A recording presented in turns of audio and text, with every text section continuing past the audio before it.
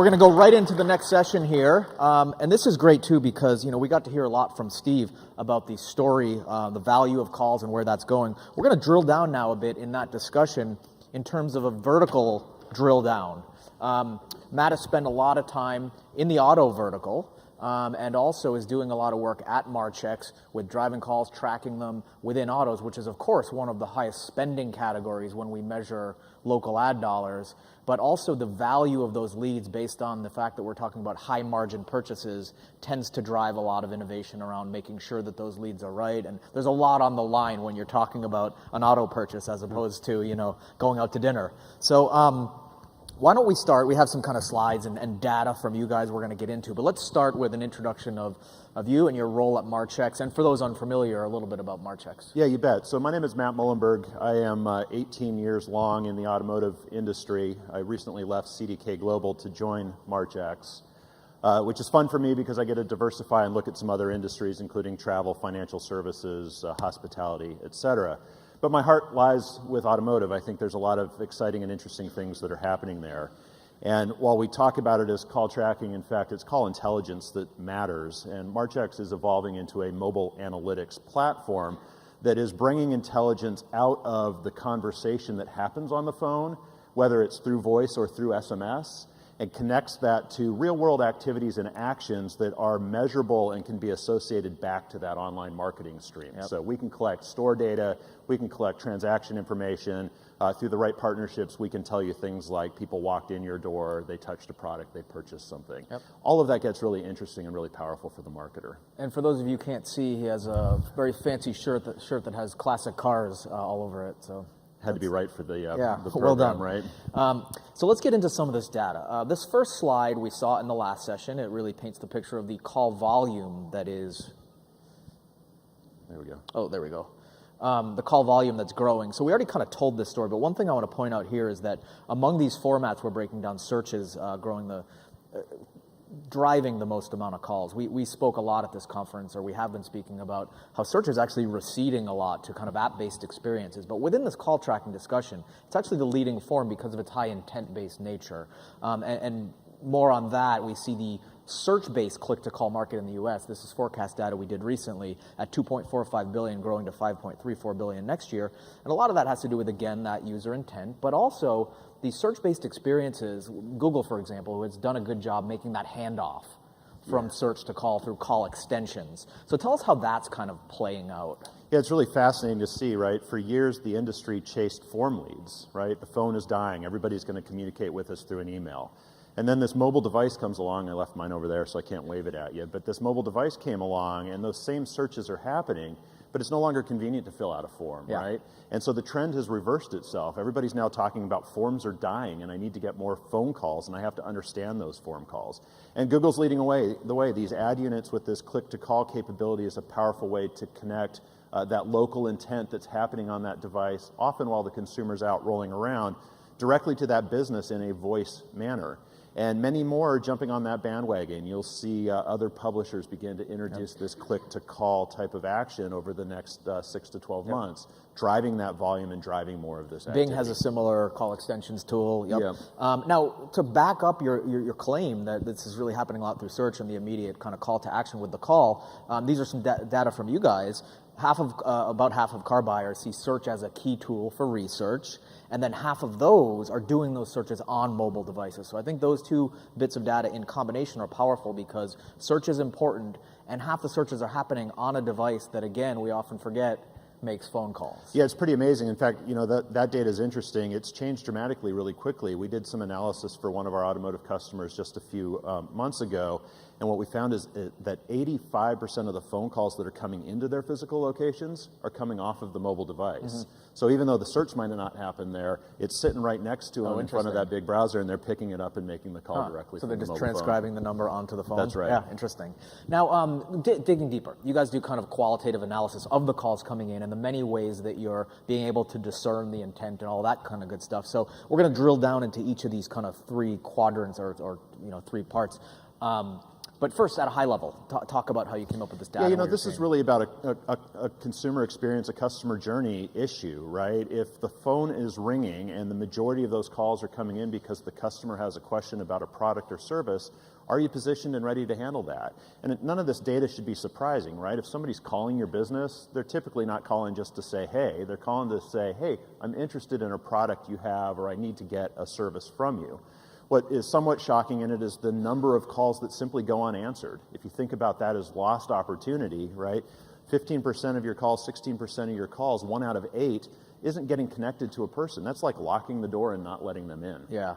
Well, here, let's drill down into that. This is within that category of unanswered calls. You further segmented, by how that's happening. This is very telling about where businesses are dropping the ball. They're spending money on acquiring these leads and then dropping the ball, right? Yeah, that's right. So you've invested on all this search budget. It's clearly driving the phone to ring, and then the customer gets into these loops. Car dealers are a great example of this, right?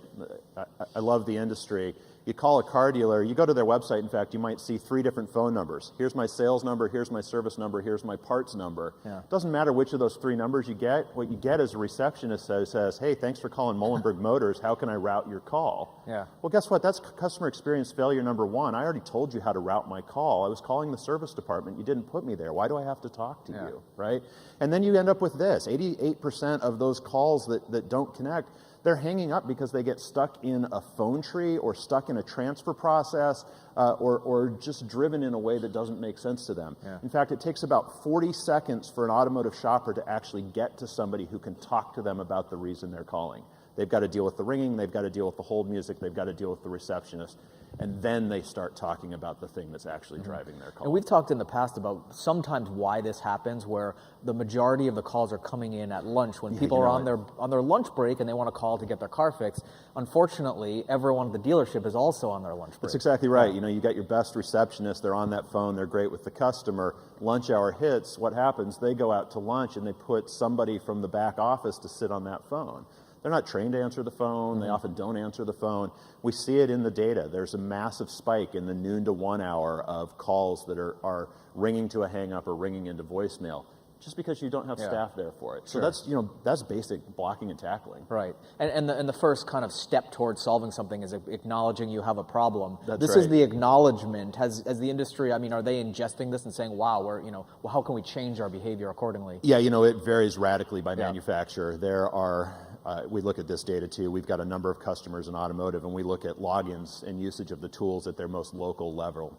And we see a range of 13% of dealers in a particular network logging in to use it, all the way up to 59% of the retailers logging in to use it.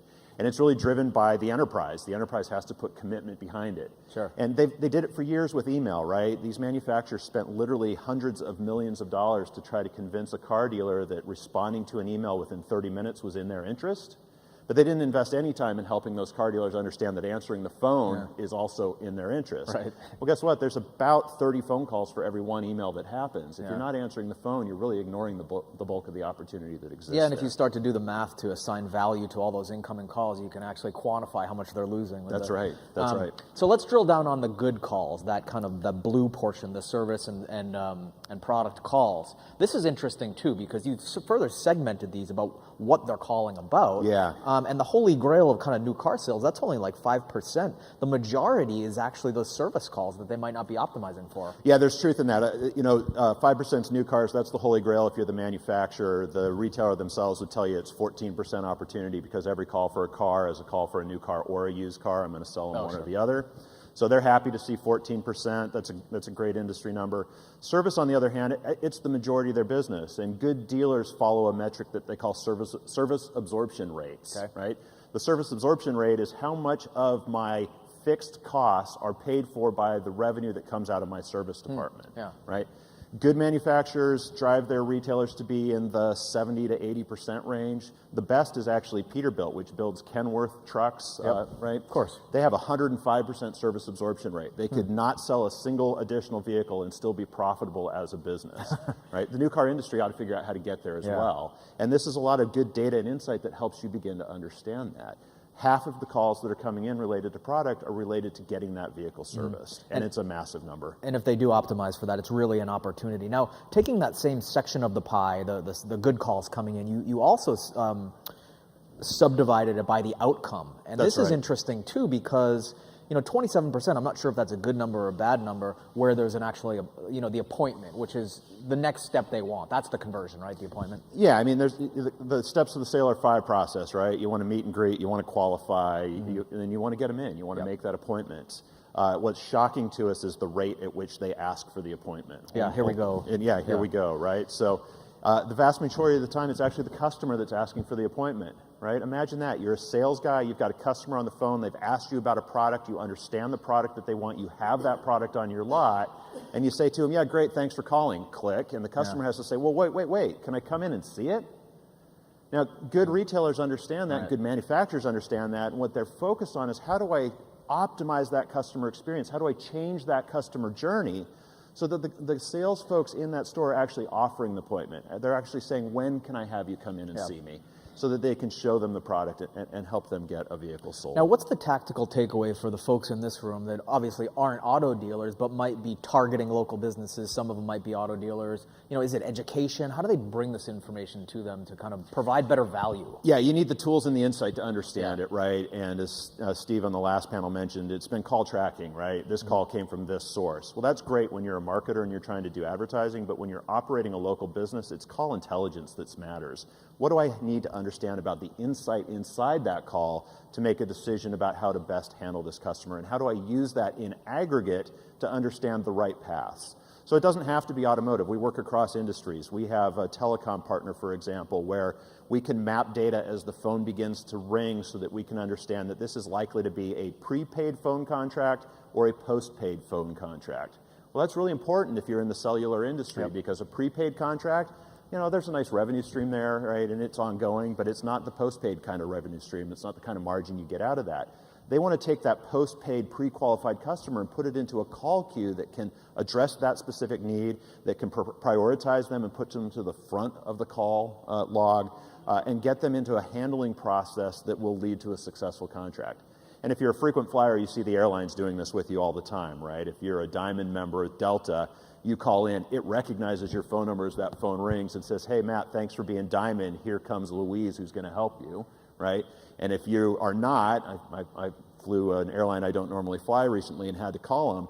I waited on hold for 8 minutes before I talked to an agent, right? I'm not a revenue customer to them, right? I'm not driving the kind of margin they're looking for.